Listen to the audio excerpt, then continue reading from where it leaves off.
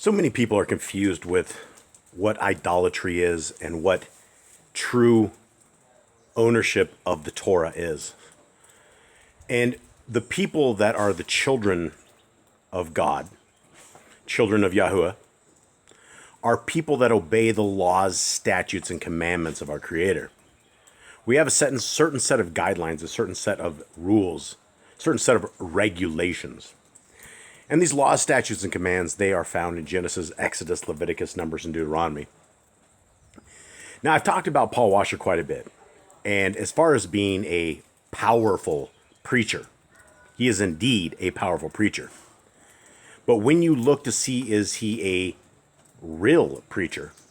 Is he giving this to you straight? The answer is always no.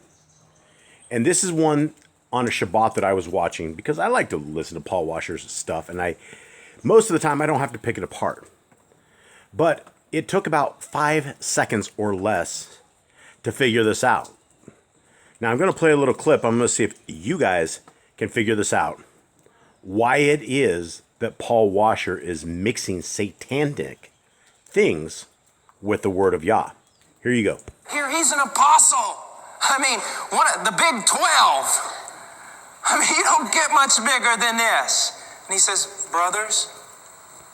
Okay, so what you're seeing is a guy who's supposedly a man of God. And he's standing between two phalluses of Nimrod. Now, the Christmas tree, for anybody who does not know, is essentially a glorification of Nimrod's phallus. It is something of the world. It is something that we are not to participate in. We are not to indulge ourselves with the religions of the world. Now, Nimrod is a religion all of himself. People worship Nimrod. If you look at the back of your $1 bill, there's an all-seeing eye of Satan, which some say is the eye of Nimrod. Now, when you are standing between two Christmas trees and you're trying to present a message about how you are to love our Creator with all your heart, mind, and soul, well, there's a Torah command that says we are not to participate with the world. We are not to be involved in the religions of the world. We're not to be part of any of the systems that you see. Now, if you are celebrating Christmas on the 25th of December, and you're saying, well, it is a celebration for the birth of our Messiah wasn't born in December. He wasn't born anywhere. He was born on the Feast of Trumpets. Totally different month. It's the wrong month. And you can say, well, that's what it means to me. Well, that's not what it means to our Creator. Our Creator has a set of appointed times.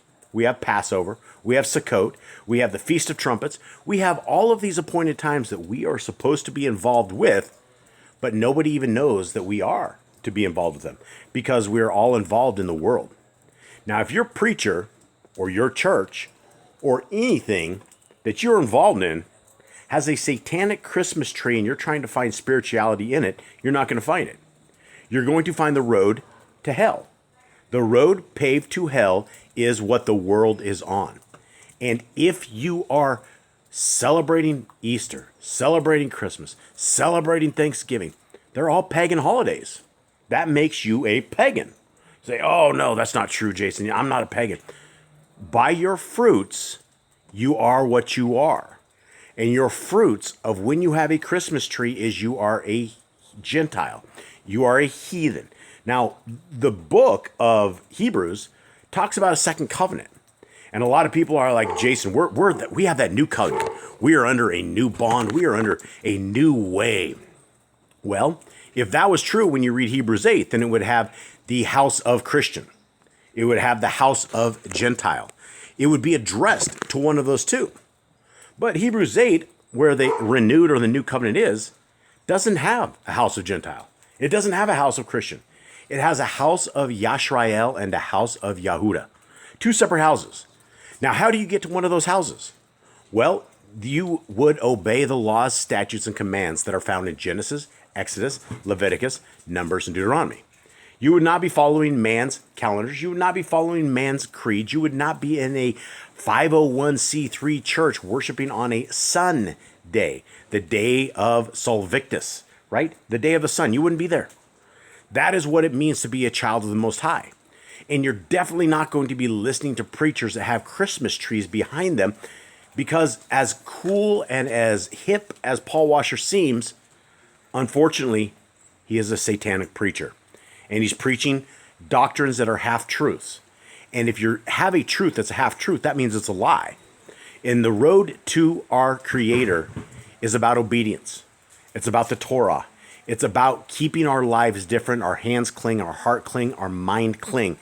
And it's not about getting a replica of Nimrod's phallus and putting gold and silver and a crown on the top of it, then having your kids bow down to it.